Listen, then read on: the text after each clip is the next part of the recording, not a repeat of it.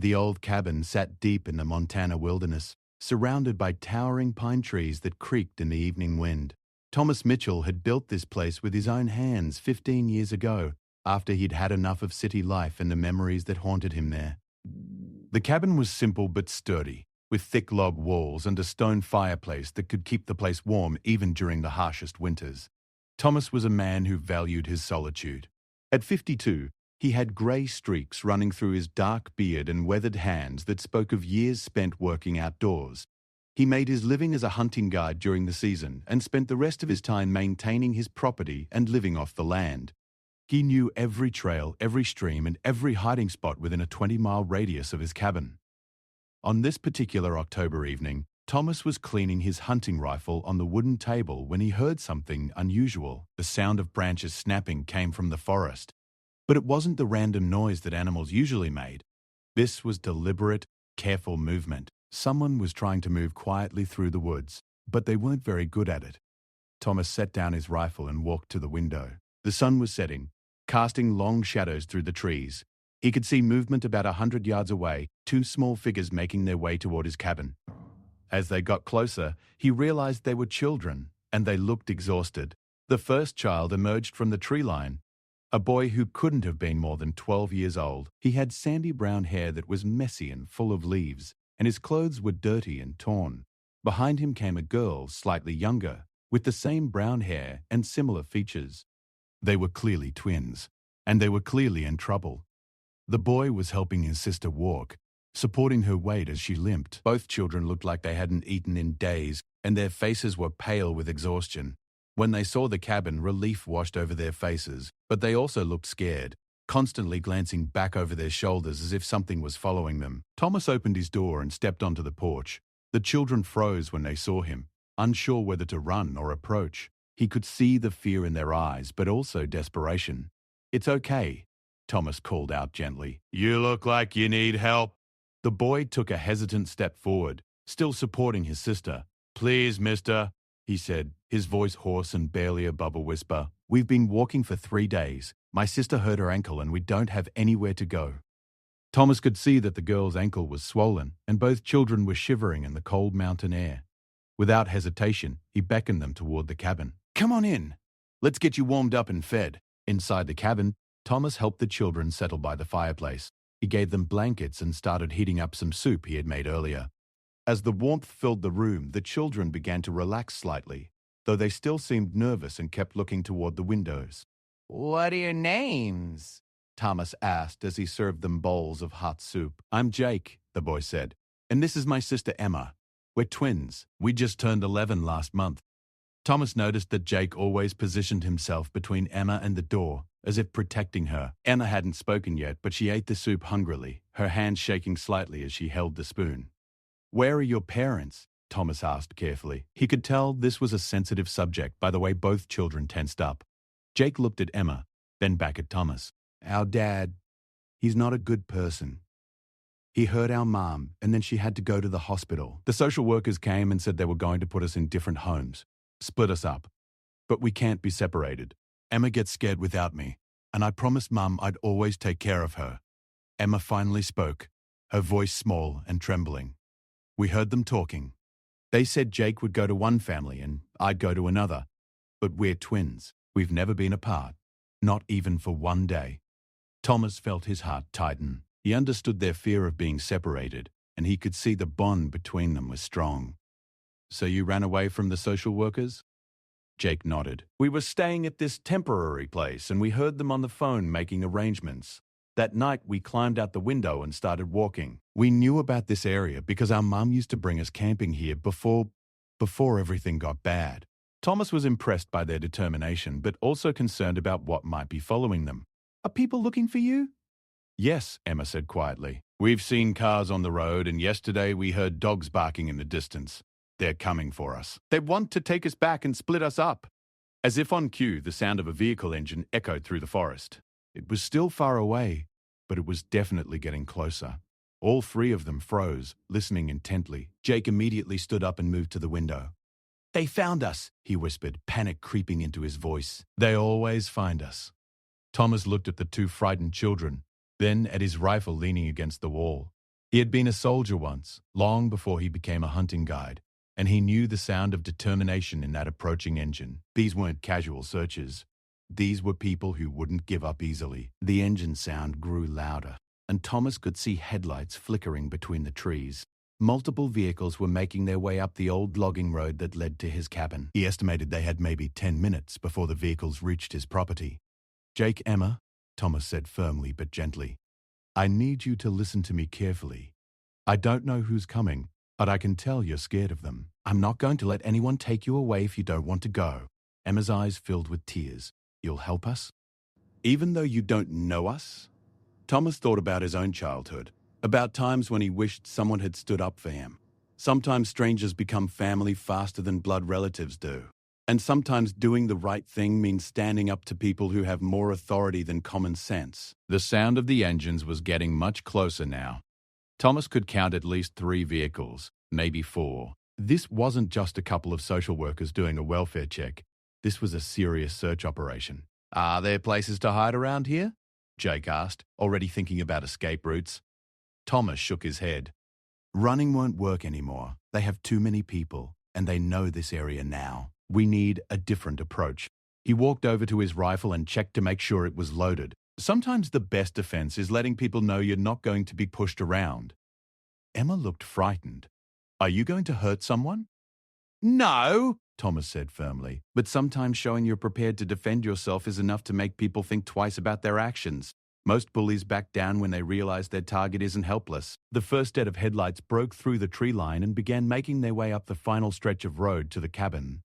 Thomas could see it was a black SUV, followed by at least 2 more vehicles. The convoy moved slowly and deliberately, like they were approaching a dangerous situation. Thomas positioned himself on the porch, his rifle held casually but visibly. Jake and Emma stood behind him in the doorway, close enough to duck inside quickly if needed, but visible enough to show they were there willingly. The lead SUV stopped about 50 feet from the cabin, and its headlights illuminated the porch where Thomas stood. For a long moment, nobody moved. The other vehicles spread out in a semicircle, effectively blocking any escape routes. Then the driver's door of the lead SUV opened, and a woman in a business suit stepped out. Even in the darkness, Thomas could see she wore the expression of someone who was used to getting her way. Behind her, several other people emerged from the vehicles, including what looked like security personnel. "Mr. Mitchell," the woman called out, somehow knowing his name. "I'm Linda Harrison from the Department of Child Services. We know the children are with you and we need to take them into custody immediately." Thomas didn't move from his position. "These children came to me asking for help. They're scared and hungry, and they don't want to be separated from each other." "Sir, these are runaway minors who are wards of the state. We have legal authority to take them, and we will use whatever means necessary to ensure their safety." Behind Thomas, he could hear Emma whimpering quietly. Jake's hand found hers and squeezed it reassuringly. "Their safety?" Thomas called back. "They told me you plan to split them up. How is separating twins who've never been apart good for their safety?" Miss Harrison took a step closer, and Thomas could see she had backup moving to flank his position. "Sir, you're interfering with a lawful child welfare operation. If you don't surrender the children immediately, you'll be charged with kidnapping and harboring runaways." Thomas shifted his rifle slightly, not pointing it at anyone, but making sure it remained visible. "Harrison, these children walked for 3 days through dangerous wilderness to avoid being separated. That tells me they're more afraid of your plan than they are of bears, mountain lions, or freezing to death. Maybe you should ask yourself why." The standoff continued, with neither side willing to back down. Thomas could feel Jake and Emma pressed against his back, their small bodies trembling with fear and exhaustion. He thought about his options and realized that sometimes protecting the innocent meant taking a stand, even when the odds weren't in your favor. The sound of more vehicles approaching echoed through the forest, and Thomas realized this situation was about to get much more complicated. The new vehicles that arrived weren't more government cars. Instead, Thomas heard the familiar rumble of pickup trucks and the distinctive sound of 4-wheel drive engines that belonged to locals who knew these mountain roads well. Headlights began appearing from different directions, and Thomas realized that word of the situation had somehow spread to his neighbors. Sheriff Robert Chen emerged from the first pickup truck, his uniform wrinkled and his expression tired. Thomas had known Bob for 8 years, ever since the sheriff had moved to the area after retiring from city police work. They had become friends over shared hunting trips and quiet evenings discussing the challenges of starting over later in life. "Well, this is quite a situation we have here," Sheriff Chen said as he approached the standoff. He positioned himself between Thomas's cabin and the Department of Child Services vehicles, effectively becoming a buffer between the two sides. Ms. Harrison immediately walked toward the sheriff, clearly expecting his support. "Sheriff, we need your assistance in recovering these runaway children." "This man is interfering with a lawful operation." Sheriff Chen listened politely, then turned toward Thomas. "Tom, what's your side of this story?" Thomas kept his rifle lowered but ready. "These kids showed up at my door 3 days into running away from people who want to split them up. They're twins, Bob. They've never been separated, and they're terrified of being put in different foster homes. They asked for help, and I gave them food and shelter." More locals had arrived and were gathering at the edge of the clearing. Thomas recognized several of them: Maria Santos, who ran the general store in town, Dave Thompson, a fellow hunting guide, and Sarah Kim, a retired teacher who had become something of a community mother figure. They all knew Thomas as an honest man who kept to himself but would help anyone in genuine need. Emma stepped out from behind Thomas, her small voice carrying clearly in the quiet mountain air. "Please don't separate us. We promise we'll be good. We just want to stay together." Jake moved protectively beside his sister. "We don't cause trouble. We just need each other. Emma has nightmares when I'm not there, and I can't sleep knowing she might be scared somewhere else." Sarah Kim stepped forward from the group of locals. "Excuse me," she said to Miss Harrison. "I taught elementary school for 30 years before I retired. I've seen what happens when you separate bonded siblings. It causes psychological trauma that can last for years." Harrison's expression hardened.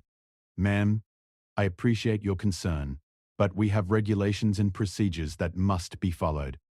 These children need proper placement, medical evaluations, and psychological assessments. We cannot allow their emotional attachment to override their welfare needs."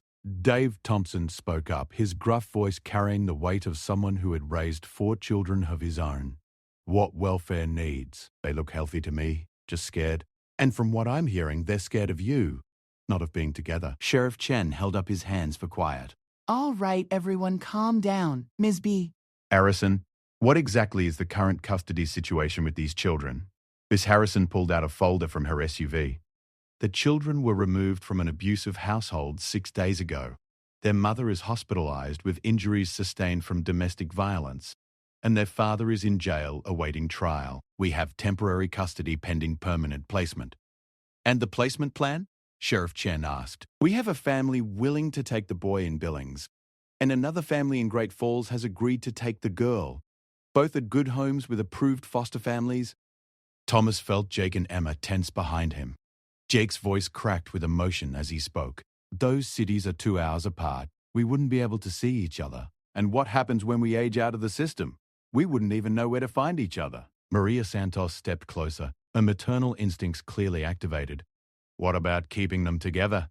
Surely there's a family that could take both children." Miss Harrison shook her head.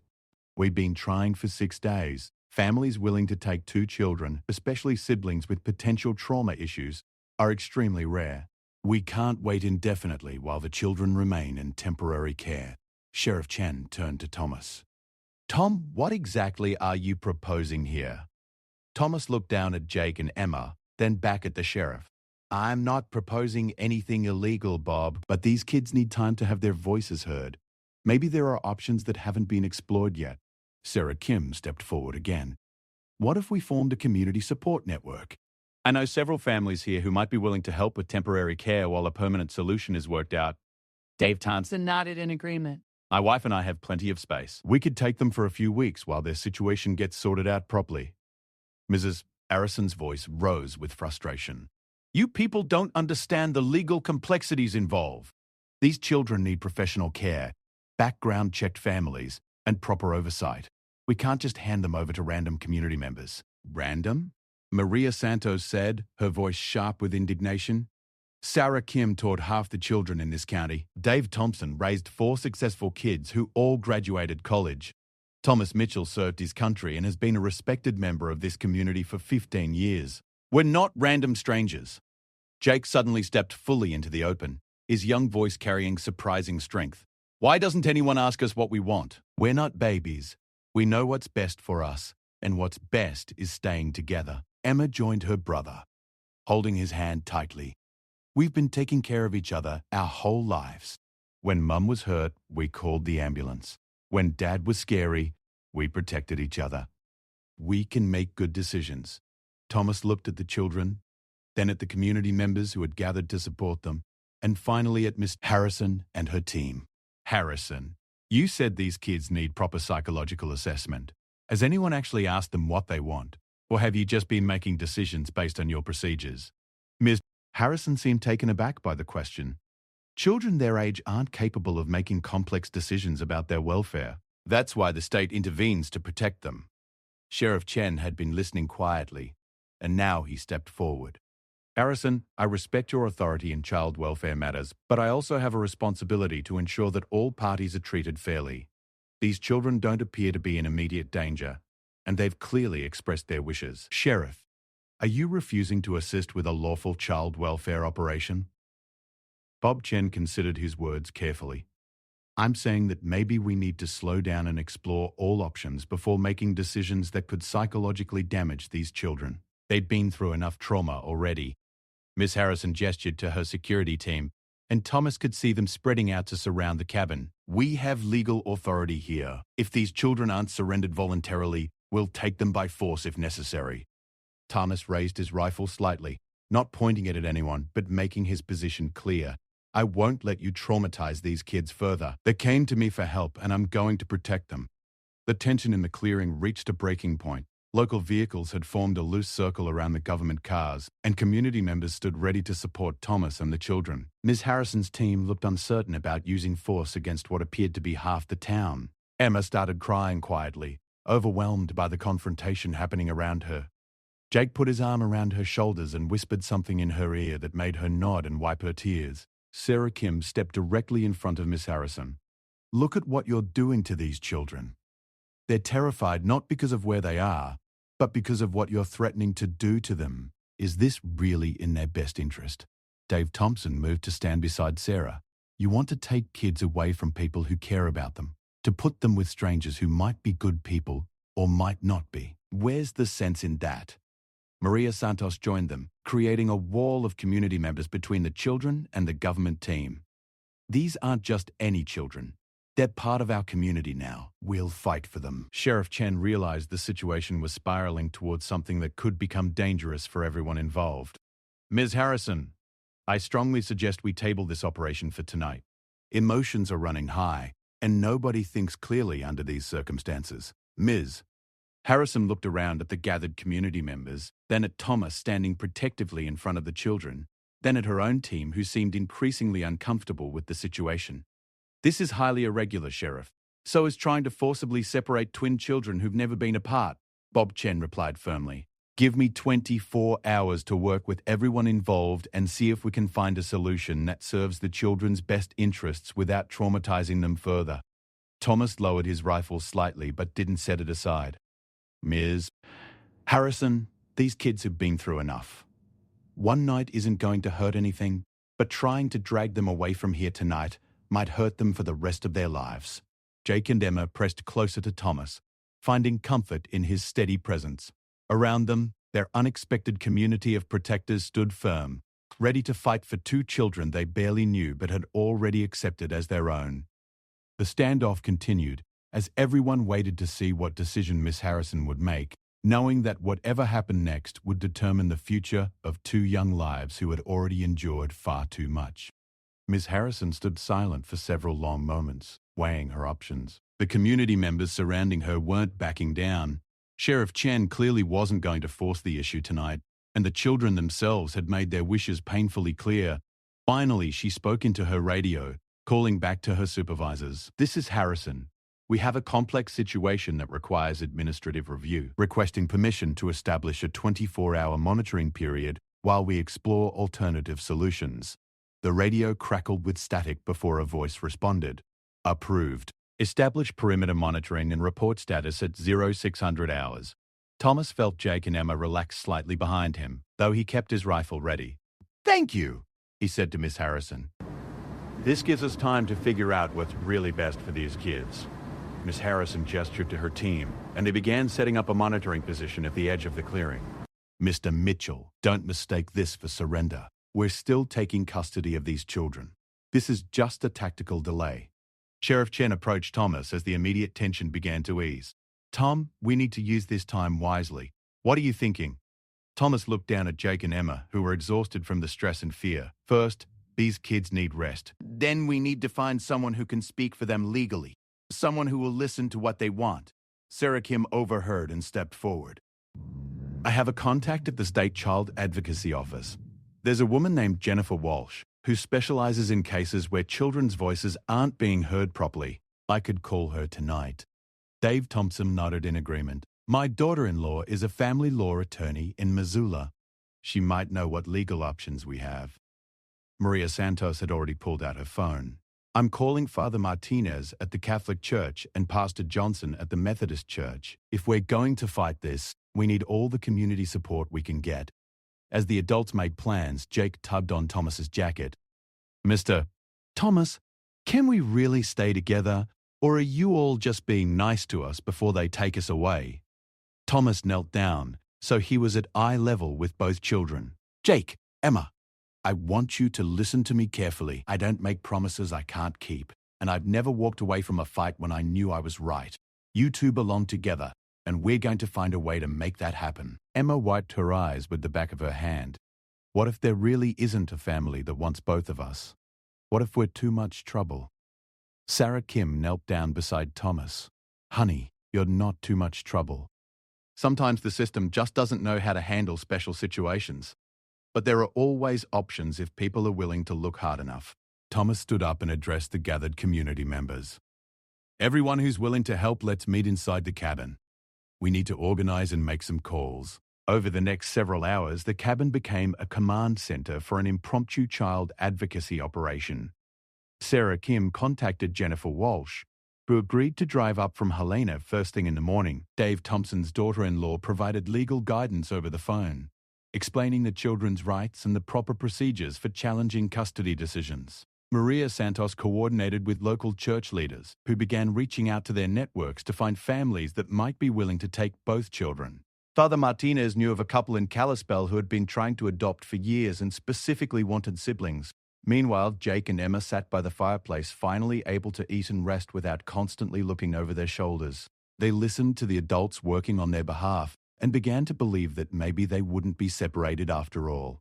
Around midnight, Sheriff Chen received a call that changed everything. He stepped outside to take it privately, then came back with news that surprised everyone. That was the hospital in Billings, he announced. The children's mother, Lisa Mitchell, has regained consciousness and is asking to speak with her children. She's also requesting that her case be reviewed, and she wants to contest the custody arrangements.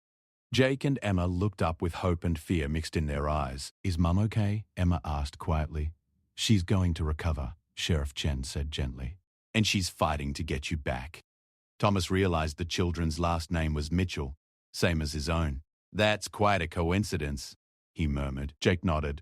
Mum always said we might be related to people with the same name. She used to tell us stories about strong people named Mitchell who never gave up when things got tough. Jennifer Walsh arrived at dawn, a competent-looking woman in her 40s who immediately took charge of the legal situation. She reviewed the case files that Miss Harrison reluctantly provided and identified several procedural violations in how the children's placement had been handled. The children weren't given proper representation, she explained to the group. No one asked them what they wanted. No attempt was made to find placement that would keep them together, and their mother wasn't given adequate time to contest the arrangements while she was hospitalized. Ms. Harrison tried to defend her department's actions, but Jennifer Walsh had the law on her side. Miss Harrison, these children have rights, including the right to be heard in decisions that affect their lives. You violated their due process rights. The couple from Kalispell that Father Martinez had contacted arrived around noon. Jim and Carol Peterson were in their early 50s, had been married for 25 years, and had been hoping to adopt siblings for over 3 years. They had a large home on a ranch outside the city and had fostered several children successfully. More importantly, when they met Jake and Emma, the connection was immediate. Carol Peterson had been a twin herself and understood the unique bond between twin siblings. She knelt down and spoke to them about her own relationship with her twin sister and how important it had been to maintain that connection throughout their lives. "We don't just want to take care of you," she told them. "We want to help you stay connected to your mother as she recovers, and we want to make sure you never have to worry about being separated again." Jake looked at Emma, and they had one of those silent conversations that twins often share. Finally, Jake spoke for both of them. "We'd like to try staying with you, but only if we can still visit Mr. Thomas and our friends here." Jim Peterson smiled. "Son, I think we can arrange that. This community has shown they care about you, and that's something to be treasured, not lost." By late afternoon, the legal situation had been resolved. Jennifer Walsh had filed the necessary paperwork to challenge the original custody arrangements. The children's mother had been given proper representation, and a temporary placement with the Petersons had been approved while permanent arrangements were finalized. Harrison, faced with multiple procedural violations and a community united against her methods, agreed to the new arrangements. "This is highly irregular," she complained one final time. "So is separating children unnecessarily," Sheriff Chen replied firmly. "Sometimes irregular is exactly what's needed." As preparations were made for Jake and Emma to leave with the Petersons, they spent time saying goodbye to the people who had fought for them. They hugged Sarah Kim, Dave Thompson, and Maria Santos, promising to stay in touch and visit whenever possible. When they came to Thomas, both children threw their arms around him. "Thank you for protecting us," Emma whispered. "Thank you for not letting them take us away from each other," Jake added. Thomas knelt down and looked at both children seriously. "You two taught me something important. Sometimes family isn't about blood or legal papers. Sometimes it's about people who are willing to stand up for each other when it matters most." Carol Peterson wiped tears from her eyes as she watched the goodbye. "Mr. Mitchell, you'll always be welcome in our home. These children are going to need to maintain the connections they've made here." Jim Peterson shook Thomas's hand firmly. "What you did took courage. A lot of people would have just called the authorities and stayed out of it." Thomas looked around at his neighbors and friends who had gathered to support two children they barely knew. "I wasn't alone. This whole community stood up for what was right." As the Petersons' truck disappeared down the mountain road with Jake and Emma waving from the back window, Thomas realized that his quiet, solitary life had been permanently changed. He had gone from being a man who valued his isolation to being the center of a community that had proven it would fight for its most vulnerable members. Sheriff Chen approached him as the other vehicles began leaving. "You know you're going to be famous around here for a while. The man who stood up to the government for two runaway kids." Thomas smiled as he watched the last of the vehicles disappear into the forest. "Bob, I think those kids did more for us than we did for them. They reminded us what community really means." 3 months later, Thomas received a letter from Jake and Emma. They were thriving with the Peterson family. Their mother was recovering well and had been granted supervised visits, and the adoption process was moving forward smoothly. Most importantly, they were still together. The letter included a drawing that Emma had made of the cabin in the woods, with Thomas standing on the porch and all their new friends gathered around. At the bottom, Jake had written in his careful handwriting, "Thank you for showing us that sometimes strangers become family when you need them most." Thomas hung the drawing on his wall, where it reminded him every day that sometimes the most important moments in life come when you decide to stand up for something bigger than yourself, even when the odds seem impossible and the voices of authority tell you to step aside. The cabin in the woods was still a place of solitude, but now it was also a symbol of what happens when a community decides that protecting the innocent is more important than following procedures that serve systems rather than people.